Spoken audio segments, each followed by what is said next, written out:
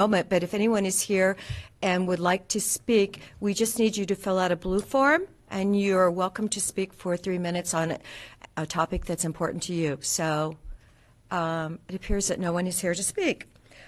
Commissioner DeBone, were there any items you wanted to move from the consent agenda? Nope. There's 4 items on the consent, and I'll move approval. Voting yes? Yep. So, I mean, a second is kind of, Okay. there's only Do 2 of us. Yeah, so I have to second is you? fine, yep. Okay, I'm seconding you. There we go. Great. And then I'll vote yes. And I'll vote yes, too. Thank you, Sharon. Okay, our first action item this morning is a proclamation, and I'm going to ask Commissioner DeBone to read that. Okay. It's recognizing Sunset View Estates for fire-adapted community efforts, and I believe they were only one in Oregon that has been recognized for this, and I think it's a fabulous honor. So thank you so much. Yeah, Joe, please join us. And then whoever wants to explain, yeah, that's wonderful.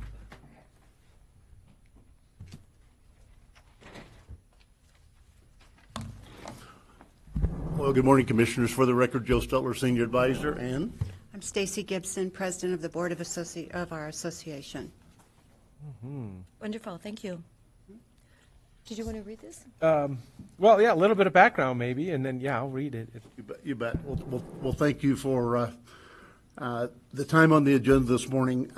What you're seeing is probably in my 15 years here, probably the transformation of a neighborhood that, by everybody's measure was the worst in the county in terms of if it was, the likelihood of it burning down was really high.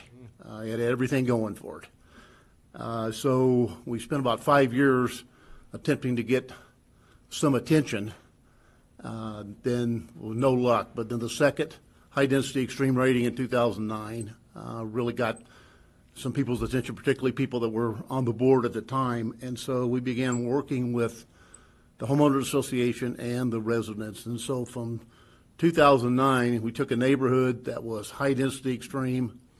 In fact, if I was conducting fire operations, I would not have committed resources to that neighborhood. Would not have done it. It's too dangerous for the firefighters.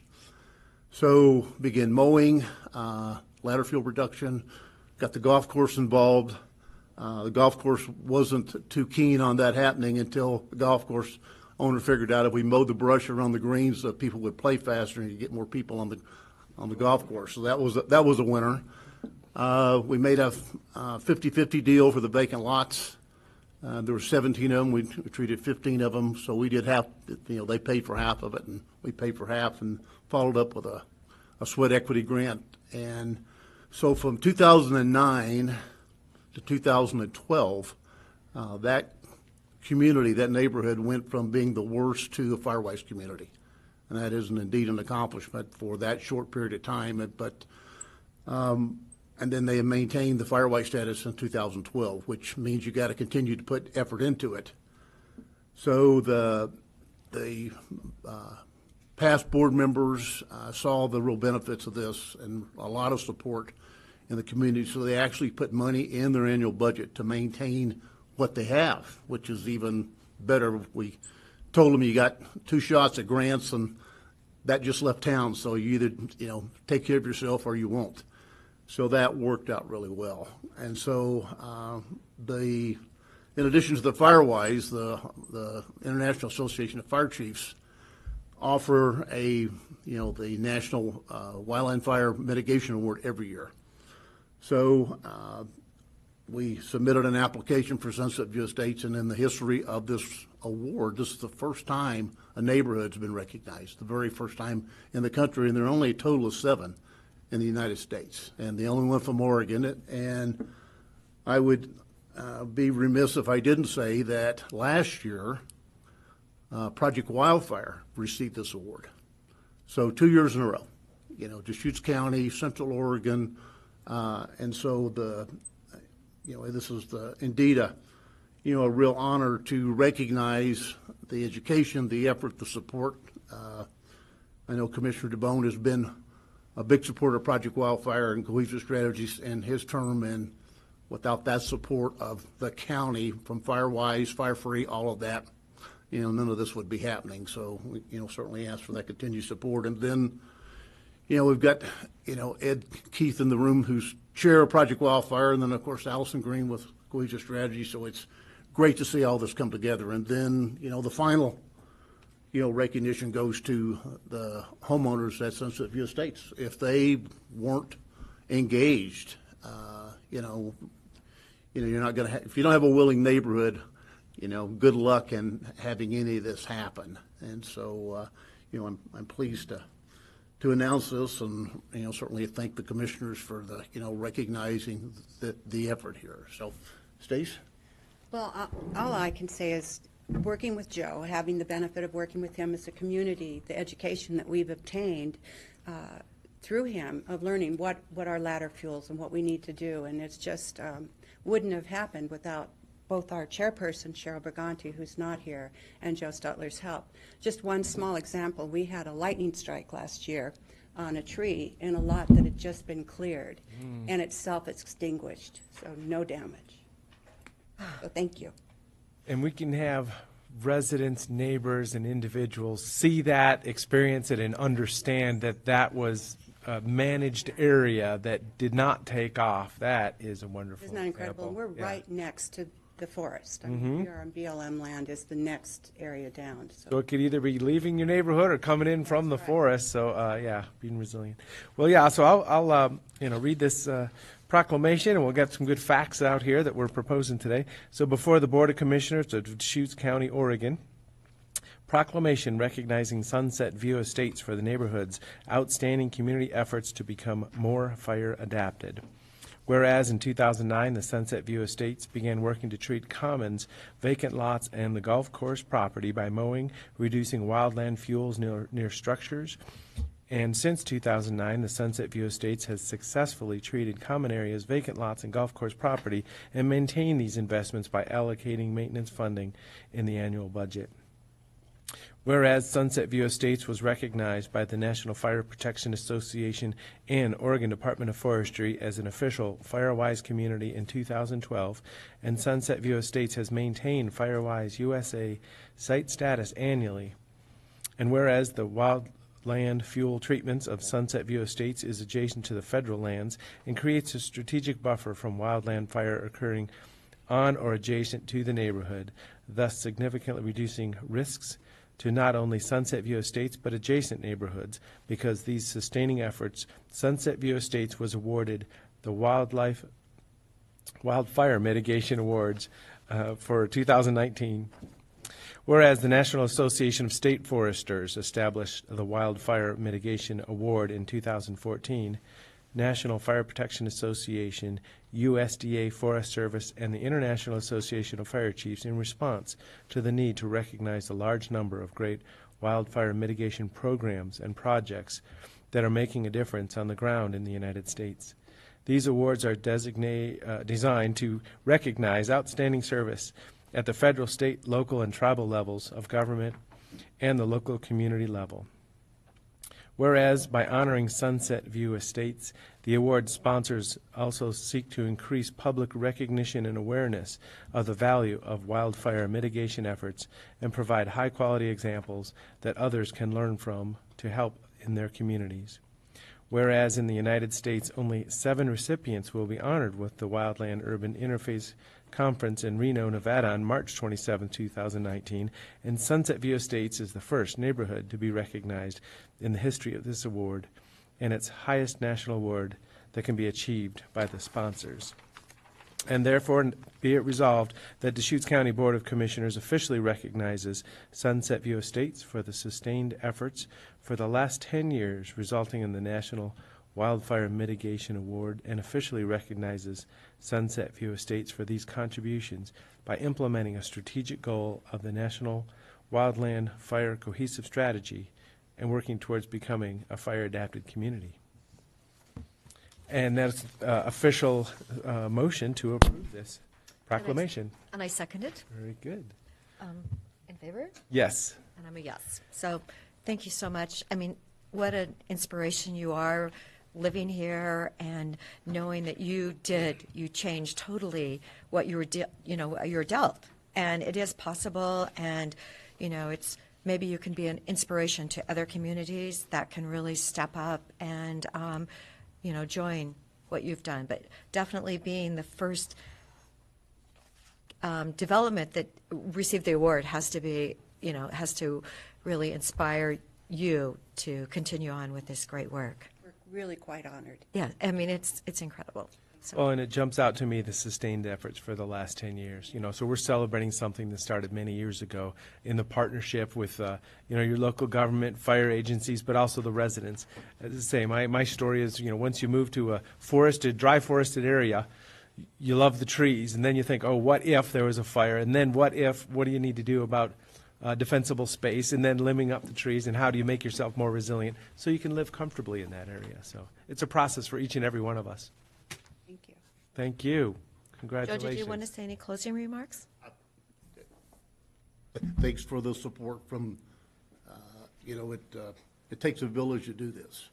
So it's not just, when you look at the landscape, one's connected to the other. As soon as you move something else happens. And so this is all part of a ongoing process. So at some point, I would hope to, as part of this process with this award, there's a recognition process, and so we'll certainly send when I get it from Sharon, the signed proclamation to the International Association of Fire Chiefs, and then at some point in time, either now or perhaps at the end of this, perhaps a photograph with Stacy and Ed and Allie would be appropriate. So Definitely.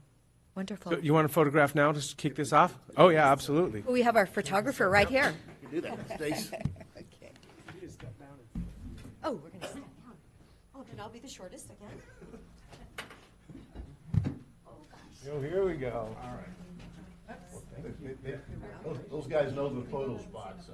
Yeah, so just kind of in the center of everything is how we do this. And then, Do you guys want to jump in? Well, get this one first, and then we'll. okay, here we go. So we'll go 1, 2, 3. Great. And then do you want to Sure. jump in as a group? Congratulations. Thank you very much. It's really great. Here we go. Okay. All right. 1, 2, 3. Perfect. Thank you. Congratulations. What a difference. Just to bring it in. Good. National level. And it's good, just education for everybody. Well, it is. Thank you, guys. Great job.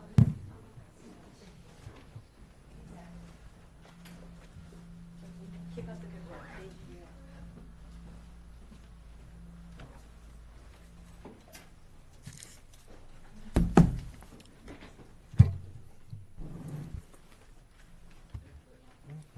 Our next action item is consideration of board signature of document number 2019-071, a services contract with David Evans and Associates Incorporated for the Sizemore Bridge Rehabilitation Project. Cody Smith. Good morning, Cody Smith, Road Department. So Sizemore Bridge, which is also known as the Bull Creek Bridge and Dam, was built in 1914. It carries Sizemore Road over the outlet to Bull Creek Reservoir that is managed by Tumalo Irrigation District. The bridge, again, built in 1914, is a spandrel arch bridge. So it's essentially a big concrete bathtub that's supported by concrete arches. And that bathtub is filled up with aggregate material, and on top of that aggregate material is a paved roadway. The structure is a registered county historic landmark, and it is starting to show signs of its age. With it being a large bathtub, one thing it also holds is water, and that water intrudes into the concrete, gets down to the reinforcing steel, which then scales, and then the concrete spalls off. So in 2015, Road Department applied for funding through the ODOT Local Bridge Program to rehabilitate the bridge.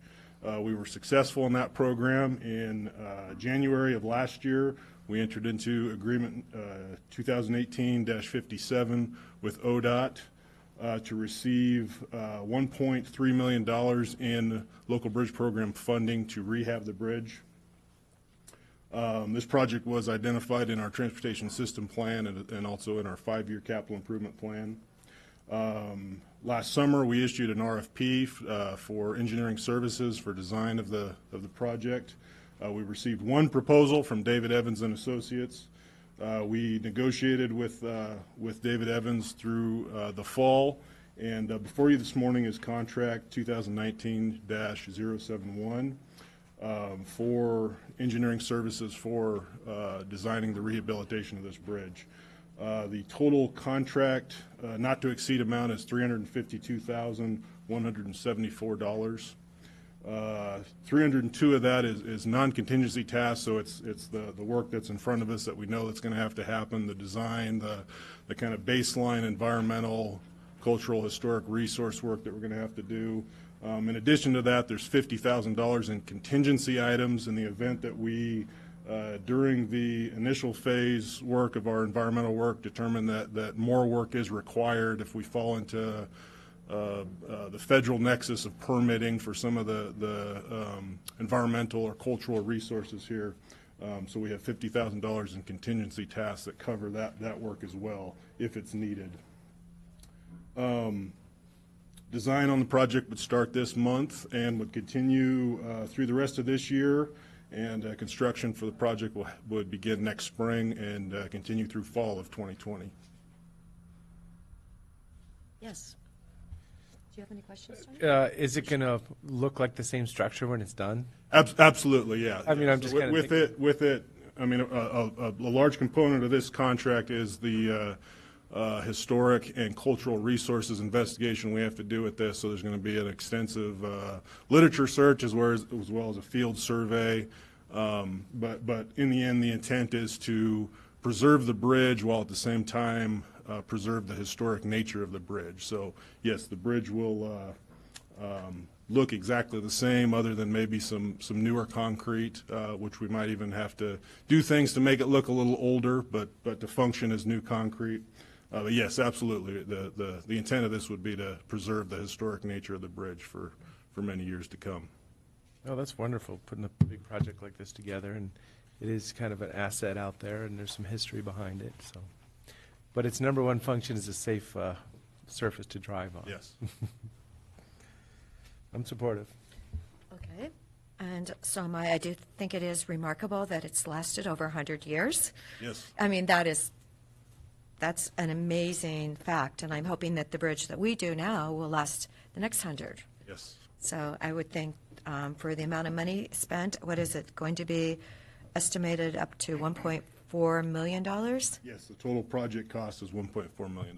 Right. So I wonder what the original bridge cost. Do we have any idea? Off the top of my head, I don't know. I'm sure we're going to find that out, and that'll be included in our baseline reports for the history and archaeology at this bridge. Okay. I mean, with inflation, but you just wonder. It did last, so that's great. Well, I'm behind the project too.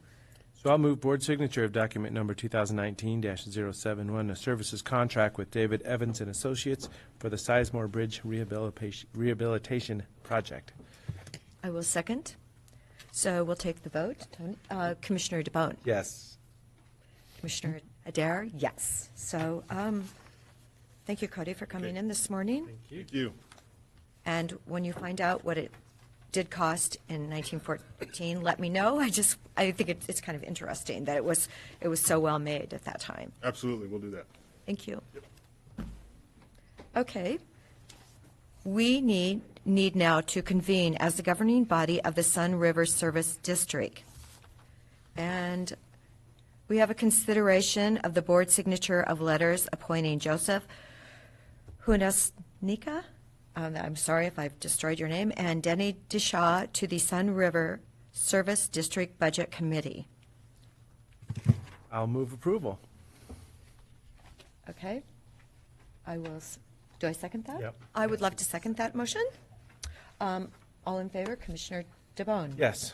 Commissioner Adair, yes. Wonderful. Okay. Do we have any other items? No? Any other items? Dave, nothing? Okay. Thank you then. I do believe we may adjourn the meeting. Thank you for attending. Yes. Well, I ruined it.